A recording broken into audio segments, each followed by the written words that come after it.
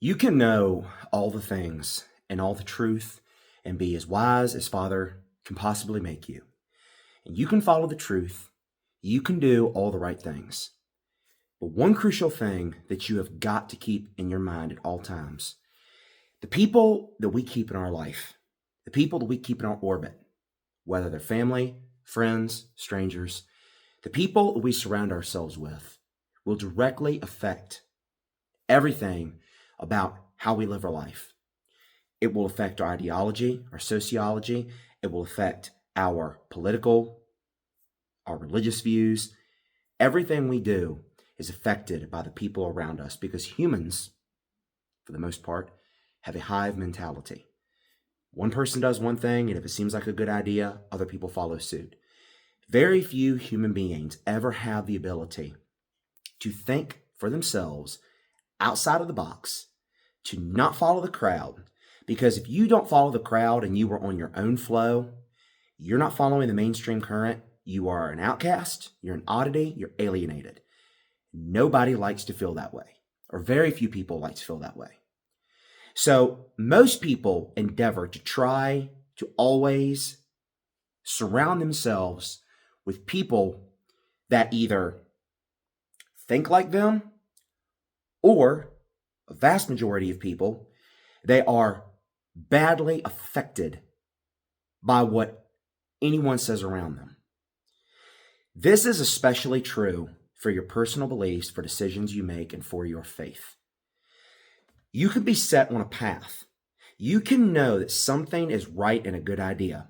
But if there are people around you who are trying to make you think otherwise, who are trying to convince you otherwise, unless you've got a very strong mind and a very strong sense of self, you will inevitably find yourself weakening, giving in to their way of thought, and buckling. Because the people that don't do this, the people that don't give in to what other people want them to do, the people that stay rigidly to the path that they've chosen because they believe in it and they stick to their convictions, they're not popular people. They're seen as stubborn, immovable, arrogant, prideful, egotistical, you name it. They're labeled by people that cannot move them. Now, those titles may not be apt. Those titles may not fit you. It may not be pride or arrogance or vanity making you stick to the path you're on, but that's what people are going to think. Nobody likes someone who is so passionate about their convictions, and when they make a decision, unless there is a good, reasonable, logical explanation, an ulterior path that they see logically makes more sense. Unless there's something like that, nobody likes a person who can't be swayed. They don't like it. This world is full of false paths and people that are just deceived, living in a lie, and are on the path to ruin. Most people don't know their foot from their hand. Let me give you a timeless, golden, true saying that I have seen for myself, without doubt, is the truth. If what you believe and what you stand for is right, ideologically, religiously, or just a personal belief or a decision to do something, if it's right and it's good, you don't care if anybody else agrees with you. You could stand against the whole world and have nobody agree with you and you wouldn't care.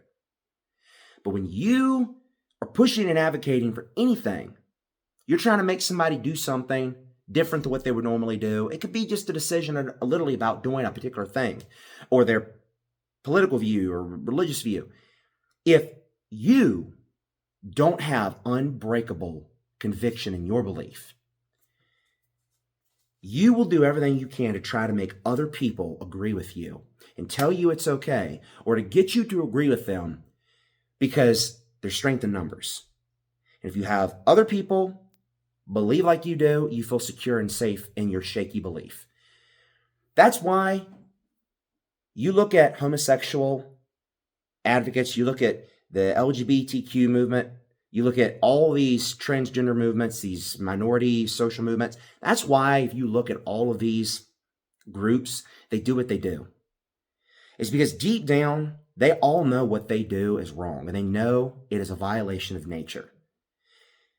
And it's why they try to get other people to agree with them. It's why they try to force other people to tell them that's okay. That's why if they know somebody is not a homosexual and they don't agree with it, they're not okay with just letting sleeping dogs lie and letting them believe how they believe. That's why so many people who are transgender or homosexual, bisexual, want other people to tell them it's okay because they are looking for that vindication. They want someone to tell them it's okay because deep down they know it's not okay. So they want other people to tell them it's okay. It has nothing to do with equality. It has nothing to do with wanting equal rights because for the most part today, most everybody now has equal rights in most places. That's a good example. And human beings are the same with pretty much any decision, any belief. They want other people to agree with them. And only the very small minority of people who they don't care what other people think. They don't need other people to agree with them. Only the small group of people that are actually doing what's right and that are actually doing what is good. That's why they don't care if anybody else believes like them. They hope other people will, but they don't care because they know they're right. They can feel it in their gut, in their spirit. They know it.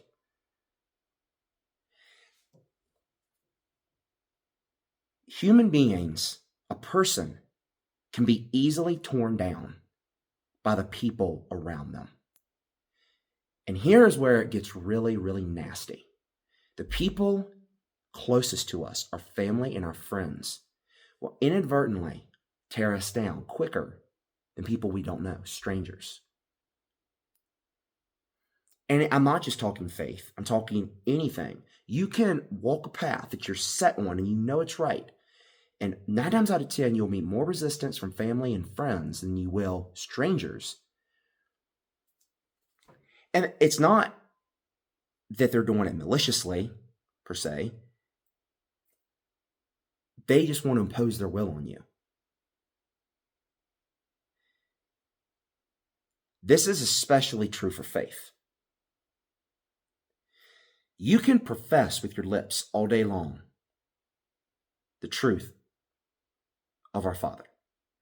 You can say all the sacred, proper names.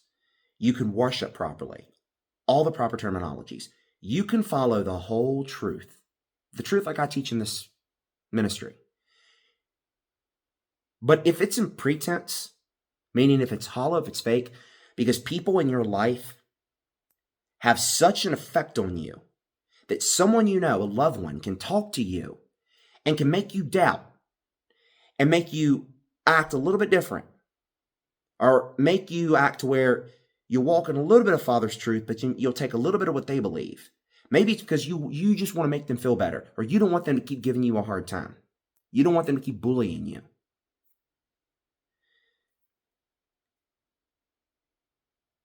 If you do that, you might as well not even proclaim or walk in the truth of Father at all. Because it's pretense. It's like if you say the name, the sacred Kodesh, holy, meaning name of our Father. But then around other people, you say the filthy pagan words, the satanic words of God or Lord. You call him that around other people because you're afraid of causing an argument or a debate. You have now acted in pretense.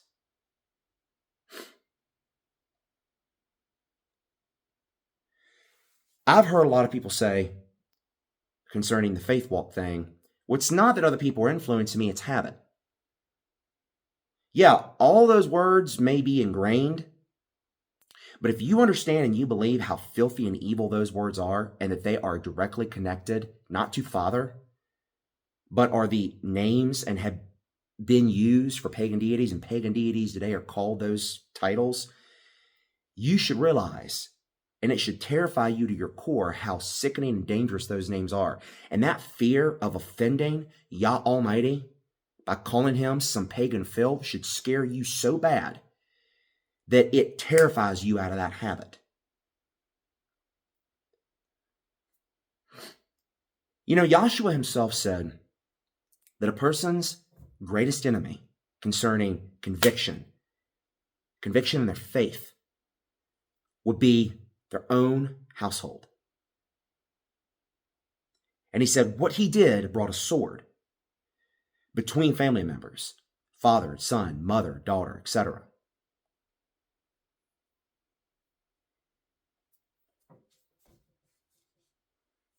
It's not just with personal conviction, personal ideology, making a decision, or faith. Being influenced by other people, especially by the people closest to you, encompasses everything, but especially your faith. I'm not telling you you have to get family out of your life. I'm not telling you you have to give your friends and your family the boot.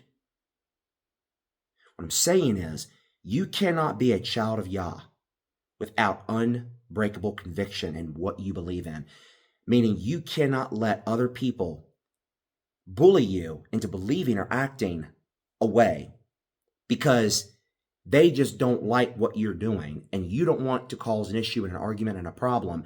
So you adopt their terms or you agree with them, even if it's only face value, because you want to appease the situation. A true child of Yah cannot be that way.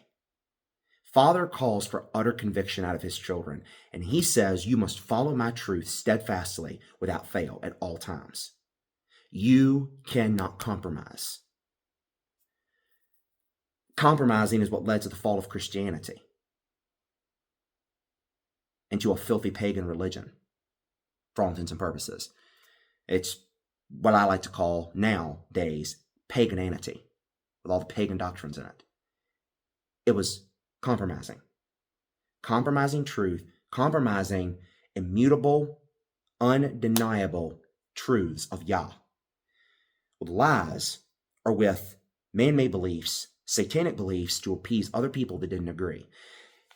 Because you will know this, and I know almost everybody's had this experience over their lifetime.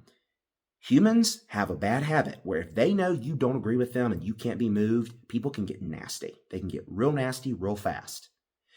I know where me and my family stand. We're oddballs, we're weird, we're unique. Our faith is very unique. We don't have hardly any friends. We're very strange. A lot of people, they see us as polite, where they see us as kind and respectful, but very few people like to be around us because we are uncompromising and unyielding in our beliefs, and they know that. And because we are rigid and we can't be moved, most people don't like to talk to us. Because in this world right now where there are so many different beliefs and everybody is just trying to latch onto something that feels right, anybody with a voice or with a belief is eager to share it and try to get other people to agree with them, to give them some type of vindication so they feel better about what they believe in. You've got to learn to be rigid, to stand firmly for everything in your life. If you want to make a decision, I don't care how menial it is. I don't care how small time it is. If it's just a decision about what you want to do about a particular project, and you know it's what you want, you know it's what you desire, and you feel it's right, don't let anybody convince you otherwise. If it's faith-wise, religiously, don't let anybody talk you out of what you know is true just because you want to appease their feelings. Don't do it. That is an abomination in Yahweh's eyes.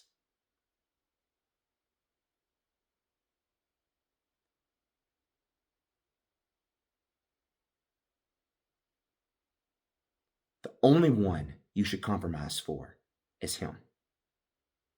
He's the only being. The people in our life, the people around us, they can pull us down into a deep, dark pit, not intentionally, but nobody's perfect. Nobody's all-knowing. And even if they don't mean to, somebody can pull you down on a bad path, a slippery slope with them, because they don't know. They just want to feel like they're not alone. And if you compromise, if you make a habit of compromising in one area of your life, and I mean arbitrarily compromising, and this is important. I don't mean, let me give you a good example. If I'm taking a hike and one path has recently, it's been announced by park rangers that a flood recently went through the area, the creek rose, and this particular path, it's going to be full of down trees and muddy, nasty, whatever. And somebody with you says, hey, you may not want to go this way because it's going to be pretty nasty. This path is going to be more clear. That's not compromise. That's listening to good counsel. That's fine. Or if you're deciding where you want to go to eat, and there's 2 really good places to go to eat, and it's the weekend, and somebody says, oh, hey, if we go here, it's going to be really, really busy. This place isn't as well known. The food is just as good. You can probably get food quicker. That's listening to good counsel.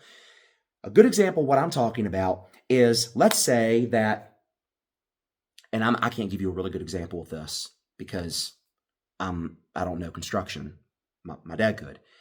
Let's say you're building a house, you're working on a project, and you know that it's the best to do it this way.